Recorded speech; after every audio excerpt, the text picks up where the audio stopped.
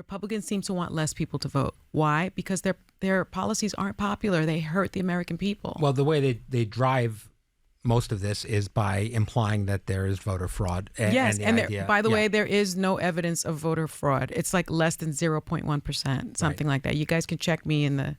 But these narratives that continue about 2020 and things like that, they just drive this need for voter ID. Yeah. And the implication that the reason Democrats don't want voter ID is because they want illegal immigrants to vote. No, the reason Democrats don't want voter ID is because they make it much more difficult for elderly people that don't travel, don't have a passport, poor people, that don't have cars, don't have driver's licenses. So it's sort of a vestige of, I think, post-slavery laws where Black people had to prove their right to vote, and oftentimes they couldn't vote because they couldn't pass some crazy test or they didn't have the appropriate ID.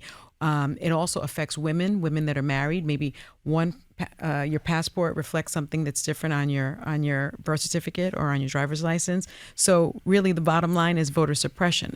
Hey, I've seen this one. This is a classic. Is agreeing to voter ID one of those compromises that you'd support?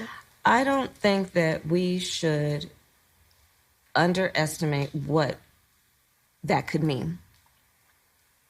Because in some people's mind, that means, well, you're going to have to Xerox or photocopy your ID to send it in to prove you are who you are.